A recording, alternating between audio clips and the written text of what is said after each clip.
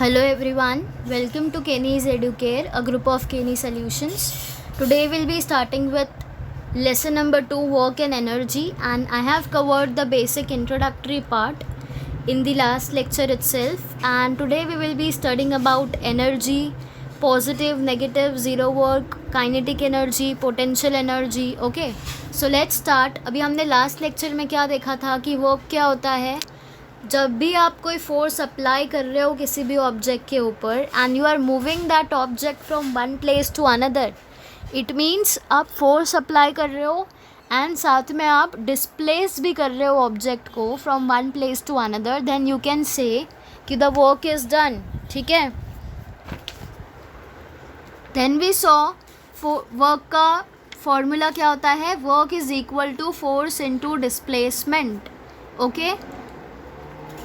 We saw the common examples of forces: electric force, magnetic force, nuclear force, frictional force, normal force, force of gravity, right? Then we saw about an example and we saw कि हम F1 को कैसे calculate कर सकते हैं, मतलब ऐसा force जो डायरेक्शन ऑफ डिस्प्लेसमेंट पे एक्ट कर रहा है. How we calculated that using the trigonometry का formula cos is equal to base into hypotenuse. And I hope you are clear ki how to calculate this work done and how to conclude this. Okay, I have taught this in the last lecture itself. Okay. Then we saw the unit of work and हमने देखा कि work का formula we know, work is equal to force into displacement. अब हमने इसमें दो systems देखे. पहला था SI system, दूसरा था CGS system. SI system के अंदर unit of force क्या था, न्यूटन. एंड CGS सिस्टम में यूनिट ऑफ फोर्स क्या था, डाइन. एंड यहाँ पे यूनिट ऑफ डिस्प्लेसमेंट था मीटर, यहाँ पे है centimetre. Okay, this is the difference. Main thing हमें यहाँ पे जो मिला है SI system and CGS system से, ये वाला है. ठीक है. 1 joule is equal to 1 newton into 1 metre. And CGS system के अंदर हमें अर्ज मिला है and 1 erg is equal to 1 dyne into 1 centimetre. So remember this two formulas because these are the two important formulas which you need to remember.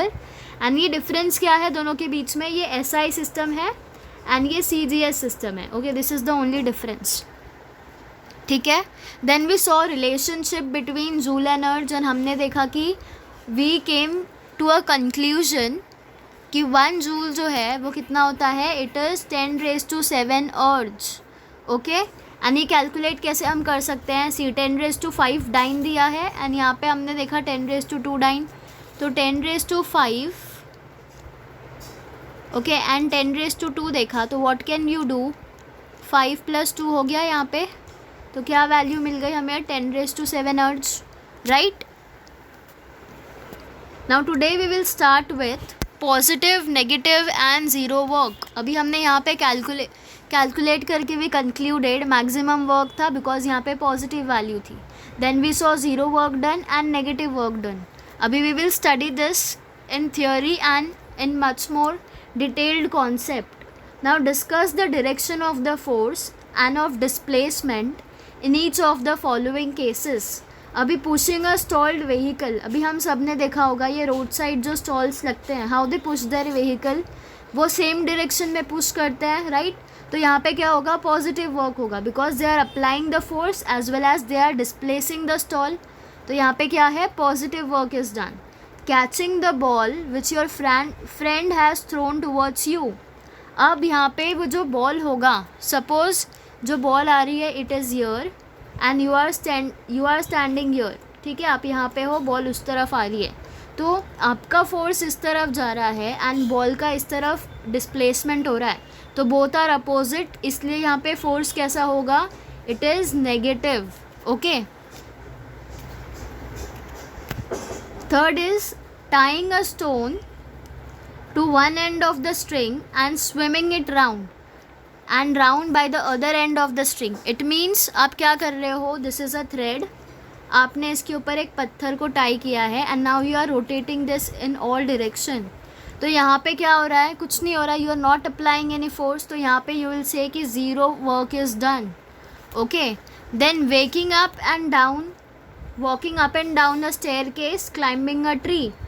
यहाँ पे भी क्या होगा, zero work is done because आप up and down कर रहे हो, you are not applying any force on any object. यहाँ पे आप सिर्फ अपने बॉडी को मूव कर रहे हो, राइट।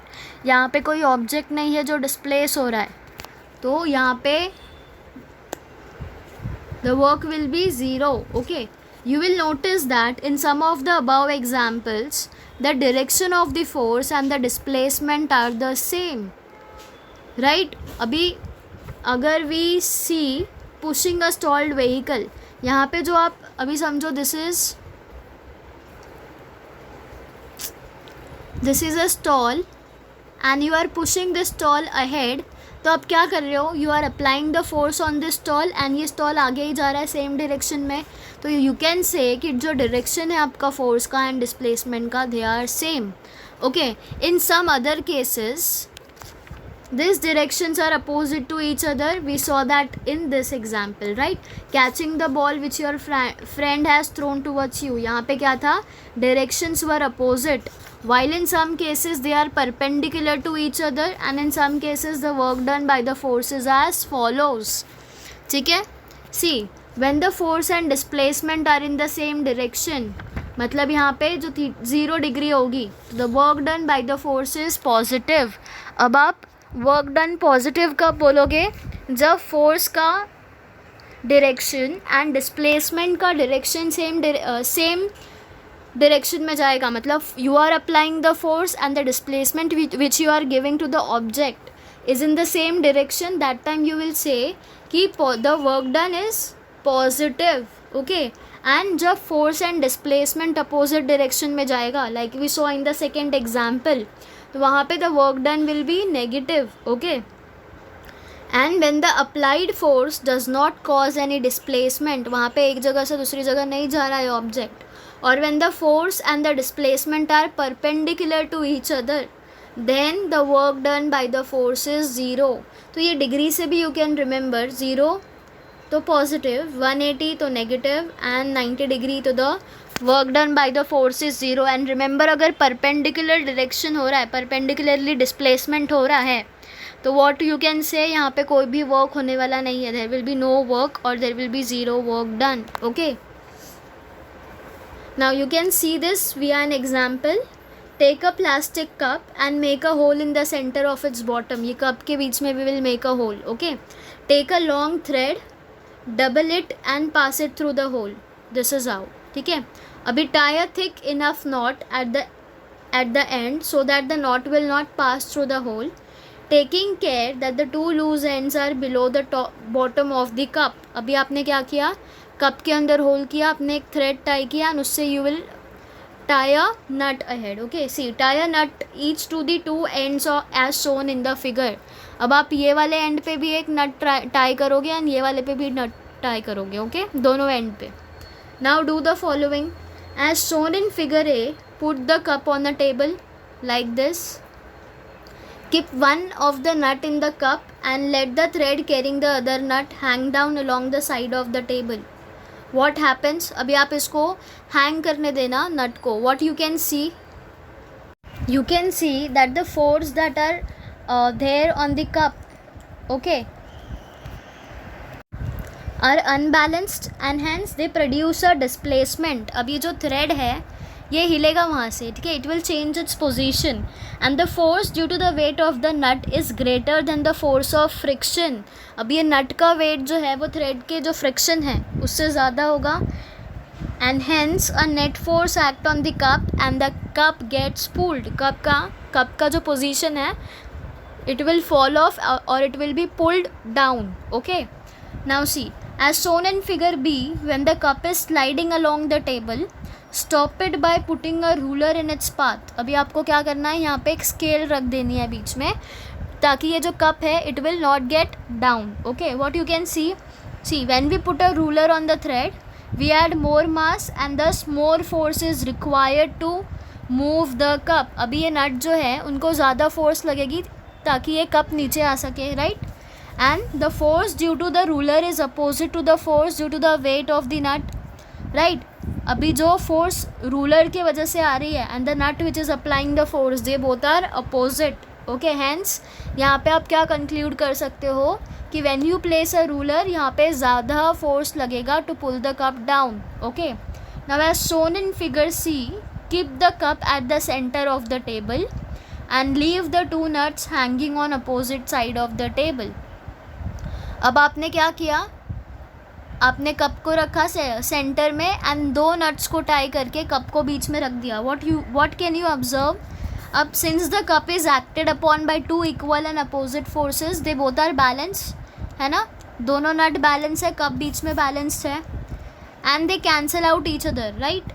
इसलिए क्या होगा, cup will not fall down, thus the force on the cup is balanced and you can conclude कि यहाँ पे कोई भी काम नहीं हुआ है, no work is done, because cup जो है वो डिस्प्लेस नहीं होगा and no force will be acting on the cup. Okay, now see example 1. Calculate the work done to take an object of mass 20 kg to a height of 10 meter and it is given कि g का जो value है it is 9.8 meter per second square.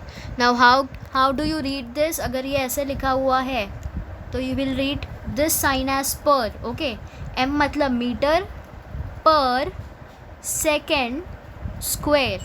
Okay, and अगर 3 होगा तो cube होगा. Okay, सी आपको दिया क्या गया है, मास दिया गया है 20 kg, राइट, एंड हाइट मतलब क्या, डिस्प्लेसमेंट, उसको हम किससे डिनोट करते हैं, एस से. तो मास दिया है 20, एस दिया है 10 mg, m 10 मीटर एंड जी दिया हुआ है 9.8 मीटर पर सेकेंड स्क्वायर. ठीक है, now how do you know कि ये एक्सेलरेशन दिया हुआ हाइट में, बिकॉज वी सॉ डिस्प्लेसमेंट दिया हुआ है, बिकॉज वी सॉ डिस्प्लेसमेंट का यूनिट क्या था, मीटर, तो इसलिए हाइट को हम क्या लिखेंगे, एज एस 10 मीटर. नाउ अभी हमें पता है what we have to find out, we have to find out the work done. अब वर्क डन का फॉर्मूला हमें पता है, W = F × S, राइट, पर हमें F का वैल्यू पहले फाइंड करना पड़ेगा. तो फोर्स का फॉर्मूला इज F × G. ठीक है, remember force is equal to mass into gravitational force acting on it, and ये g का वैल्यू जो है वो कांस्टेंट रहता है. तो मास हमें दिया हुआ है कितना, तो we will calculate this as 20 × 9.8. तो what answer we will get, we will get the answer as -196. And यहाँ पे नेगेटिव साइन क्यों दी गई है, negative sign is taken because the displacement मतलब S, it is opposite to the direction of the force. Okay, इसलिए यहाँ पे क्या दिया गया है, it is given as negative sign. तो ये -9.8 हो गया. तो when you multiply 20 × -9.8, what value will you get? You will get the value as -196. And because हम लोग फोर्स फाइंड कर रहे हैं, हमें पता है फोर्स का यूनिट क्या है, न्यूटन.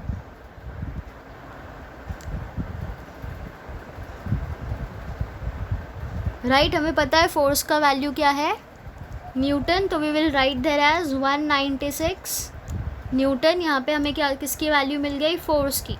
तो now we can find the value, work find कर सकते हैं हम लोग. वर्क हमें पता है F × S होता है, राइट, फोर्स इंटू डिस्प्लेसमेंट. तो अभी फोर्स की वैल्यू मिली है -196 और डिस्प्लेसमेंट कितना दिया गया है, 10 मीटर. तो वी विल राइट दैट 10. अब जब आप इसको मल्टीप्लाई करोगे, what you will get, you will get the answer as 196 and into 10 तो 1 0 है, 0. And because you have found out work, you will write the value as joule. ठीक है, तो आपको मिल गया वर्क, राइट. अब हम क्या कंक्लूड कर सकते हैं, बिकॉज यहाँ पे नेगेटिव साइन है, तो the negative sign appears because the direction of the force is opposite to the direction of displacement. मतलब आप फोर्स जो है वो अलग डायरेक्शन में लगा रहे हो एंड ऑब्जेक्ट जो है वो अलग डायरेक्शन में डिस्प्लेस हो रही है. So the work done is negative. You can conclude, because आपका आंसर नेगेटिव में आया है, you will conclude the work done is negative. Okay, remember कि फोर्स का फॉर्मूला क्या होता है, फोर्स का formula is mass into gravitational force acting on that object. तो ये जी का वैल्यू आपको हर एक इसमें दिया हुआ होगा, ठीक है, मास भी दिया होगा, you will get to know force.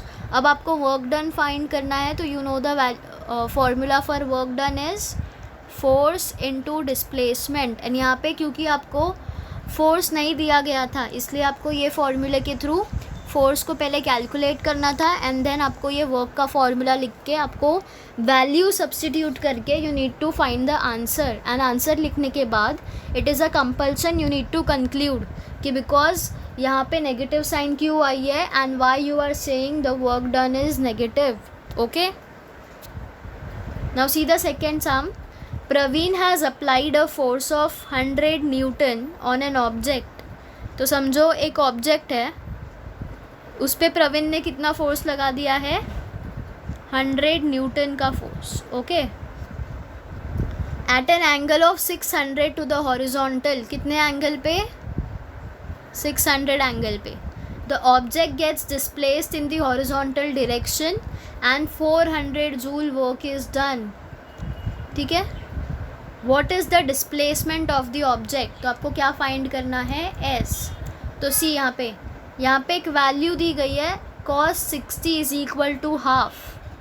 ठीक है, अब ये क्यों दिया गया है, बिकॉज यहाँ पे एंगल के बारे में बताया गया है कि उसने 600 at an angle of 600 of to the horizontal दिया है, इसलिए यहाँ पे cos 60 we will apply. Okay, now see 60 degree लिया, दिस 600 नहीं है ये, it is 60 degree. Okay, there is an issue in the presentation, it is 60 degree. ठीक है, अब 60 डिग्री हम क्या लेंगे, कॉस की वैल्यू लेंगे। ओके, नाउ सी, अब हमें क्या दिया हुआ है, 60 दिया हुआ है, 60 डिग्री, 100 न्यूटन दिया हुआ है कि फोर्स अप्लाइड है, तो F is equal to 4N। Work हम लोग को दिया गया है कि 400 जूल का वर्क हुआ है, राइट। एंड हमें बोला गया है डिस्प्लेसमेंट फाइंड करना है, मतलब S फाइंड करना है। नाउ अभी हमने लास्ट लेक्चर में भी सॉल्व्ड एन एग्जाम्पल, जिसके बेसिस पे हमने वो टेबल को कंक्लूड किया था, right. I hope you remember that table. ठीक है, वहाँ पे हमने एक फार्मूला यूज़ किया था, जिसका फार्मूला था W is equal to F S cos, and यहाँ पे कुछ भी वैल्यू हो सकती है। अब बिकॉज यहाँ पे cos 60 की वैल्यू दी गई है, बिकॉज यहाँ पे एंगल कितना है, 60 डिग्री है, तो what you will right, F का वैल्यू हमें पता है 100 है, S हमें फाइंड करना है, एंड cos क्या है, 60, cos 60 की वैल्यू दी गई है, राइट। एंड W हमें पता है 400 है, तो वी रोट दैट ऑल्सो। सारे वैल्यूज़ डाल दिए हमने। अब हम क्या करेंगे, ये इक्वल टू साइन है, तो ये 100 को हम नीचे ले लेंगे, तो ये क्या हो जाएगा, डिवाइड में चला जाएगा। ठीक है, ये हुआ इज़ इक्वल टू cos 60 की वैल्यू कितनी थी, हाफ, तो ये हो गया half and into S। Okay, अब हम इसको कट कैसे कर सकते हैं, 100 वन ज़ा 100, 100 wait I will write this. See हमें क्या मिला था, 400 upon 100 is equal to half into S, right. तो अभी 100 वन ज़ा 100 एंड 100 4 ज़ा 400, मतलब 4 हो गया, 4 हो गया, right. 4, now you will write this as 4 is equal to half into S। अभी आपको S फाइंड करना है, तो आपको 4 के जगह S होना चाहिए था, राइट। तो आप क्या करोगे, S इज़ इक्वल टू, अब बिकॉज ये डिवीजन में था एंड आपने उसको इस साइड ले लिया, what you will right, 4 into 2, तो आपको S की वैल्यू क्या मिल गई, S is equal to 8 metre. Okay, I hope you have understood कि यहाँ पे कैलकुलेशन क्या हुआ है। ठीक है, तो the object will be displaced, what is the displacement पूछा है ऑब्जेक्ट का, तो the object will be displaced through 8 metre. Okay, I hope you are clear with the explanation. Now what is energy and why does it happens. Now if a pot having a plant is kept in the dark, the plant languishes, right। अगर हम plant को dark condition में रखेंगे तो what happens, वो एक तरह से अपना खाना नहीं बना पाएंगे and they will get damaged. See Putting the plant in dark for 48 hours will stop the process of photosynthesis as light is required for it. Right अगर प्लांट को लाइट नहीं मिलेगी, photosynthesis process will not take place and plants अपना खाना नहीं बनाएंगे, जिसके वजह से उनको न्यूट्रिशन की कमी होगी and the plant will get damaged. Okay, photosynthesis produces organic sugar which are stored in the form of starch in the plant. तो फोटोसिंथेसिस के टाइम पे ऑर्गेनिक शुगर प्रोड्यूस होता है जो in the form of starch plants के अंदर store होता है. Okay, the absence of photosynthesis will lead to consumption of all stored starch making the leaf starchless. तो लीफ के अंदर जो स्टार्च स्टोर होता है वो 48 आवर्स में दे विल यूज़ अप. तो क्या होगा, लीफ के पास वो स्टार्च नहीं बचा होगा. Okay, now on increasing the volume of a music system और TV beyond a limit the vessels in the house starts vibrating. आपने देखा होगा ये कि बहुत बार ऐसा होता है, यूजुअली गणपति के टाइम पे, बट जब बहुत ज़्यादा ढोल ये सब बजता है उस time if you have noticed Windows बजते हैं, हमारा जो घर में झूमर होता है उनसे आवाज़ें आने लगती है. या फिर आप जब बहुत ज़्यादा वॉल्यूम में गाने सुन रहे होते हो घर पे, उस टाइम पे this happens. So what is the reason behind this? Sound waves जो है वो फॉर्म होते हैं. तो sound waves are formed when a vibrating object causes the surrounding medium to vibrate. अब वो वाइब्रेट क्यों होते हैं? बिकॉज साउंड वेव्स जनरेट हो रहे हैं, you can't see them. So as the volume increases, the vibration also increases, causing the vessels to vibrate. ये vibrate क्यों होते हैं? It is because of the sound waves. ठीक है. Third question is collecting sunlight on a paper with the help of convex lens burns the paper. आपने ये experiment किया होगा शायद.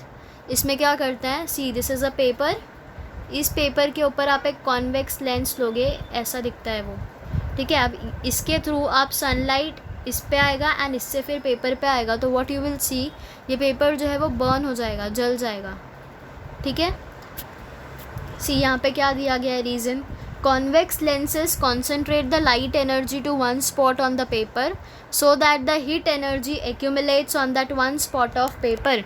अब क्या होता है, बहुत ज़्यादा लाइट आती है एंड लाइट से हीट मिलता है, राइट. तो वो हीट के वजह से पेपर बर्न हो जाता है through convex lenses. Okay, now see energy को डिफाइन कैसे करेंगे. The capacity of a body to perform work is called its energy. Body के पास जो कैपेसिटी होती है कोई भी काम करने की, उसको हम क्या बोलते हैं? Energy. Okay, the unit of work and energy are the same. तो वर्क एंड एनर्जी का यूनिट कैसा होगा? it will be same. The unit in SI system is joule, while that in CGS system is erg, right? We have studied the relationship between joule and erg. You have learned that energy exists in various forms like mechanical energy, heat energy, light energy, sound energy, electromagnetic energy, chemical energy, nuclear energy, solar energy. So these are various forms of energy which are available in our surrounding. And in this chapter we are going to study two forms of mechanical energy, namely potential energy and kinetic energy. तो इस lesson में what we will mainly focus on, we will focus on potential energy and kinetic energy. अब potential energy क्या होती है and kinetic energy क्या होती है?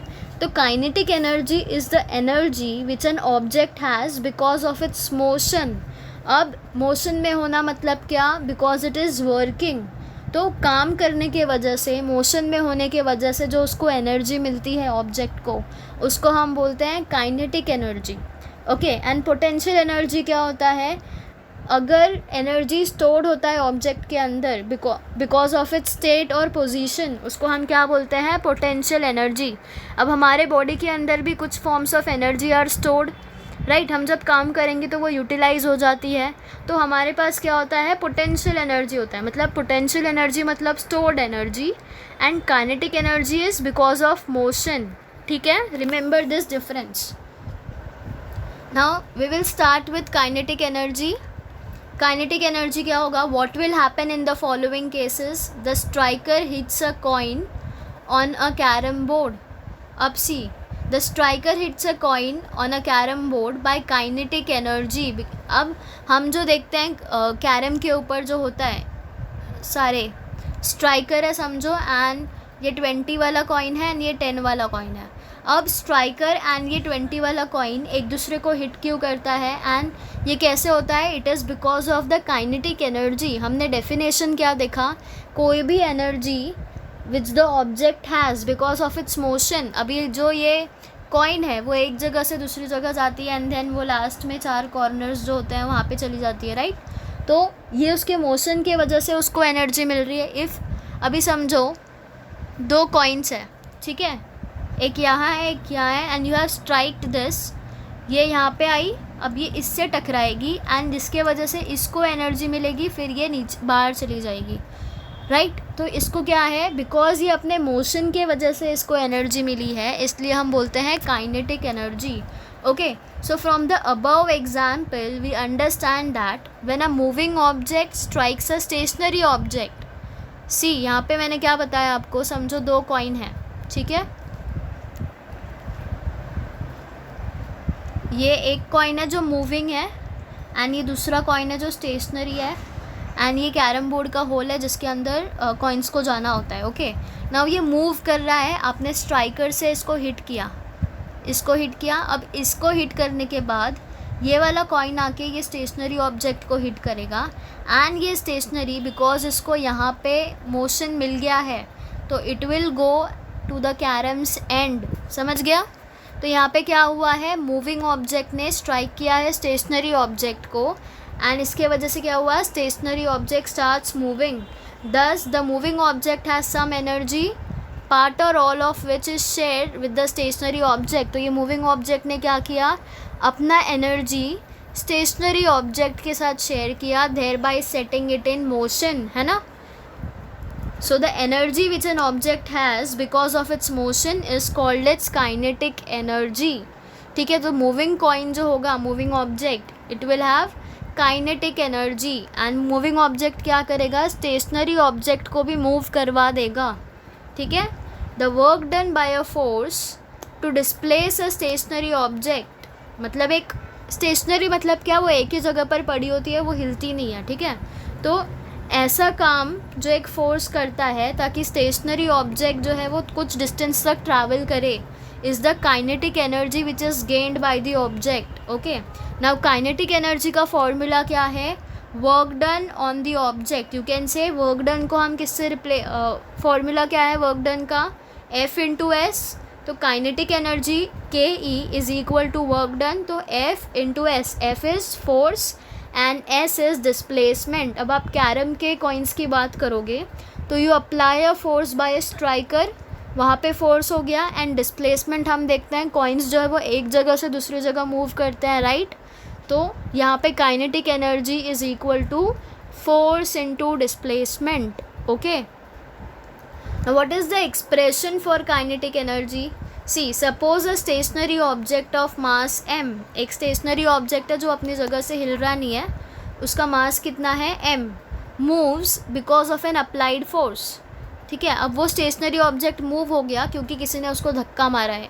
An applied force is given to an object. ठीक है, let u be its initial velocity, and u की वैल्यू कितनी होगी? 0. इनिशियल वेलोसिटी क्या हो गई? 0. Let the applied force be F. Now this generates an acceleration A in the object. Acceleration is what? Accelerate होना मतलब चालू होना. Okay. And after time t, the velocity of the object becomes equal to v. ठीक है, मतलब कुछ time के बाद जो वेलोसिटी है ऑब्जेक्ट की, v will be equal to, okay, velocity will be equal to v. Now displacement during the time is s. We know कि displacement को हम s से denote करते हैं, right? Work done on the object will be F into s. We all are aware of this formula. तो work done is equal to force into displacement. Now यहाँ पे हम लोग न्यूटन का second law of motion use करेंगे. Okay, and Newton के second law of motion के according force is equal to mass into acceleration. ठीक है, Similarly, using Newton's second equation of motion, as initial velocity is 0, u is equal to 0. अब Newton के second formula में s displacement का formula क्या है? Displacement is equal to ut plus half at square. अब यहाँ पे यू टी क्या है, see s is equal to u t plus half a t square. तो u क्या है, u is zero and it is the initial velocity, t is time, a is acceleration. ठीक है, a क्या है, a is the acceleration and t is time. तो ये हमें क्या मिला है, डिस्प्लेसमेंट का फॉर्मूला मिला है एंड वी नो u क्या है, ज़ीरो है। अब हम इसमें वैल्यू डालेंगे तो ut क्या हो जाएगा, टाइम कुछ भी हो, if you multiply any object or any number by zero it is zero. तो s इज़ इक्वल टू क्या हो गया, ut की वैल्यू ज़ीरो हो गई plus half a t square, right. अब s की वैल्यू मिल गई हमें ये फॉर्मूला में डालने के लिए। तो नाउ वी कैन राइट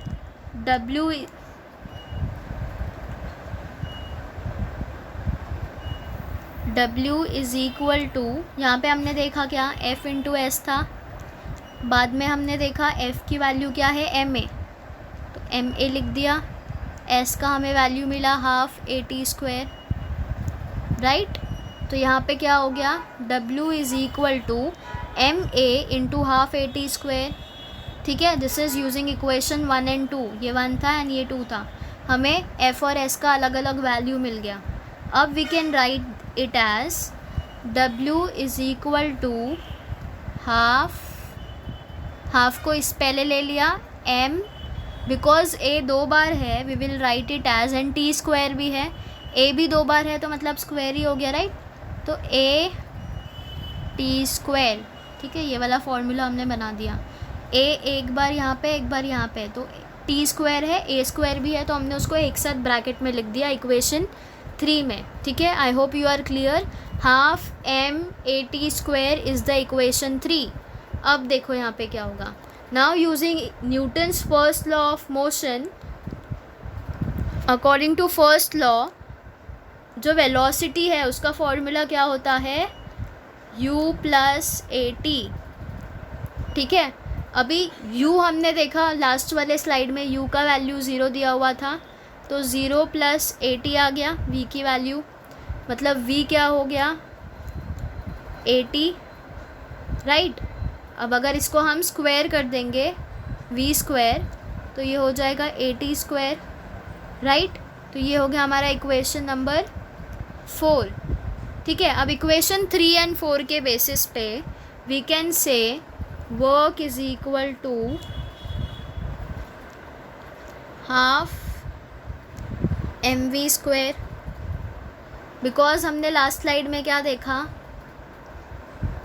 सी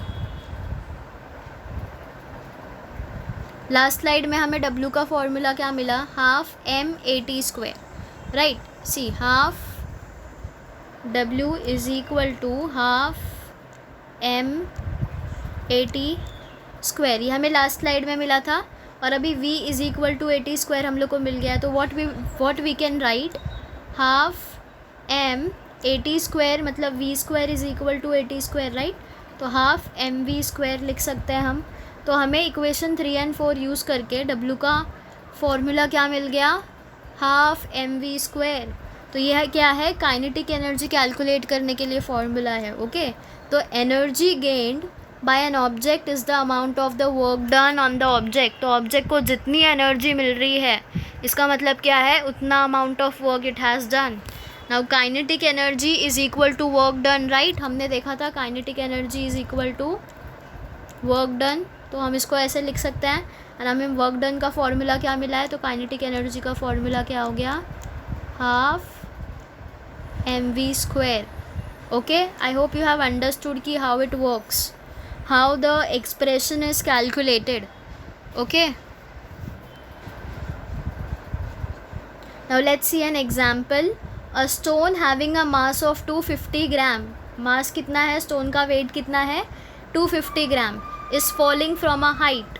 ठीक है, how much kinetic energy does it have at the movement when its velocity is 2 metre पर सेकेंड स्क्वायर, मतलब जब उसका स्पीड 2 मीटर पर सेकेंड स्क्वायर होगा उस टाइम उसके पास कितनी काइनेटिक एनर्जी प्रेजेंट होगी। तो अभी गिवन में क्या दिया गया है, मास दिया है 250 ग्राम, एंड इसको आप जब ग्राम है उसको आप केजी में कन्वर्ट करोगे. What you will do, you will divide it by 1000. तो जब आप 250 को डिवाइड करोगे 1000 से, 2.20 है तो यहाँ पे क्या होगा, ये 20 का समझो ये हो गया. You will add a point and you will right 0. तो ये मीटर से, ग्राम से किस में कन्वर्ट हो गया, केजी के अंदर कन्वर्ट हो गया. ओके. एंड हमें दिया है वेलोसिटी इज़ 2 मीटर पर सेकेंड स्क्वायर. ठीक है, लिख दिया हमने. एंड अभी क्या कैलकुलेट करना है, काइनेटिक एनर्जी. अभी हमने एक्सप्रेशन में काइनेटिक एनर्जी का फॉर्मूला देखा, क्या है, kinetic energy is equal to half mv², right. तो हाफ लिख दिया यहाँ पे. m की वैल्यू कितनी दी गई है, 0.25. v की कितनी दी गई है, 2. तो इंटू 2 स्क्वायर, तो 2 का स्क्वायर इज़ 4. तो how you will calculate this, half into 0.25 into 4. Okay, this is 4. 2 1s are 2, 2 2s are 4. When you multiply this, you will get 0.50 as answer, and you got this 0.50 joule. Okay, I hope you have understood इसको कैसे calculate किया गया है. This is very much easy. You just have to remember कि formula कहाँ पे क्या use करना है. Okay, so I hope you have understood कि काइनेटिक एनर्जी क्या होती है, उसका एक्सप्रेशन कैसे फाइंड किया जाता है, and how you can solve a some if any some is given by using the formula for kinetic energy as half mv². Okay, now potential energy we will cover in the next lecture. So for today, thank you everyone.